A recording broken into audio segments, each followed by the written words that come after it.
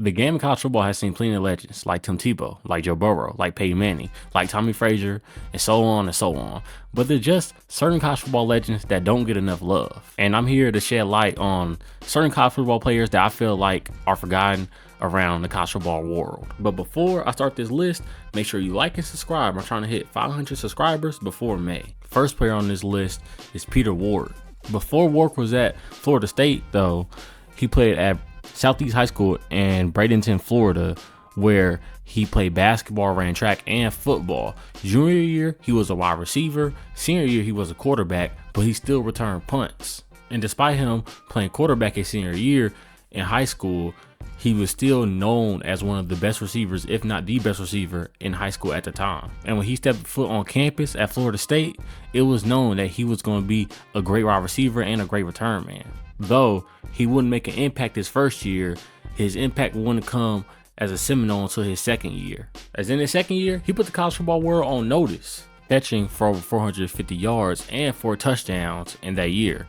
The next year was even better though, as he had more of a breakout year. As in his sophomore year in 1997, he had 884 yards and 8 touchdowns. But Warrick also did work in the return game too. Punt returns, he had just under 400 yards, as he had 388 yards and 1 touchdown. But the next 2 years is when Warrick would make his mark on college football and stamp himself as a college football legend. As through the next 2 years, he would combine for 132 receptions, 2,166 yards, and 20 touchdowns. Warrick will also provide over 400 yards in return game, including 1 touchdown. Warrick will also be named as a consensus All-American through multiple sports outlets during that time. Not only that, he'll be named the first team All-ACC back-to-back years, and he will help lead the Seminoles to back-to-back national championship appearances. Sadly, in the first national championship appearance though, they lost to Tennessee, as Warrick was limited to only 1 catch and he was quiet throughout the night. The next year though, against the Virginia Tech Hokies, he would make up for that bad game, as Warrick would have 6 catches for 163 yards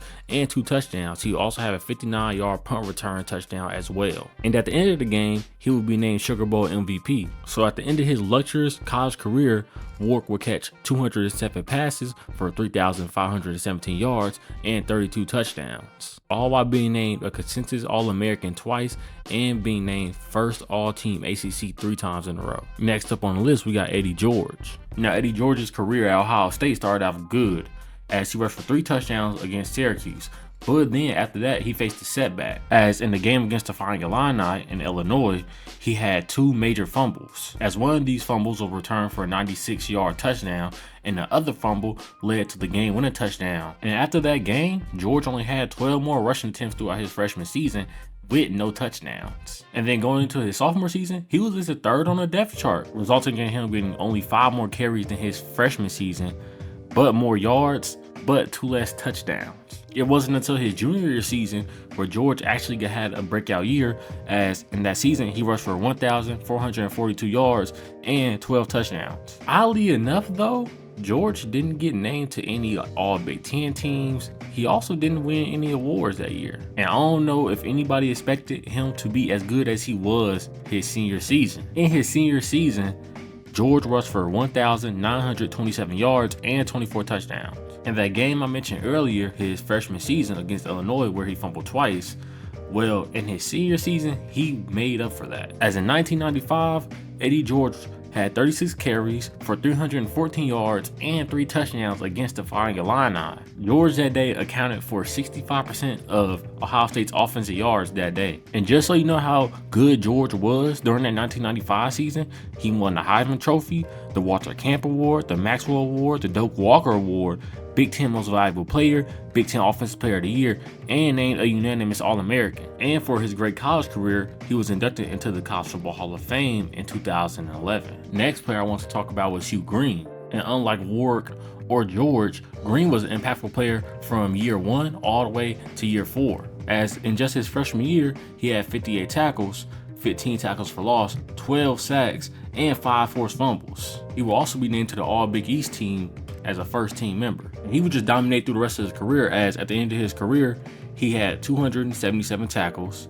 52 tackles for loss, 53 sacks, to go along with 4 interceptions, 24 forced fumbles, and 13 fumble recoveries. He will also be named first team All Big East 4 times straight, and he would be named a consensus All-American 3 times straight, including his freshman season where he made second team All-American. But the best season of his collegiate career came during his senior season, where he won the Maxwell Award, the Walter Camp Award, and the Lombardi Award. Also, he was second in voting for the Heisman Trophy. And at that time, it was the highest place a defensive specialist had ever finished in the Heisman Trophy race until Charles Woodson won it in 1997. And thanks to Green's great career, he landed in the College Football Hall of Fame in 1996, and in 2007, Green was ranked 14th on ESPN's top 25 greatest college football players of all time list. And the last player I want to talk about today was Ron Dayne.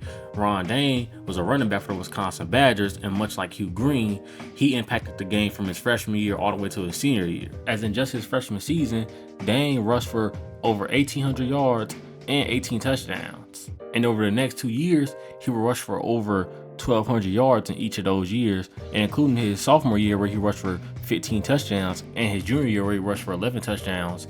But crazy enough, even after those 3 seasons, the only accomplishment he had to his name really was co-Big Ten Freshman of the Year. Now, his senior season was potentially his best season, at least not statistically, as he rushed for 1,834 yards and 19 touchdowns, but he didn't do much in the passing game. And where you compare that to his freshman season, where he rushed for more yards and less attempts, but less touchdowns, but he did more in the passing game that year. But in the senior season, he was named an All-American. He also won a Doak Walker Award, the Maxwell Award, the Walter Camp Award, and the Heisman Trophy.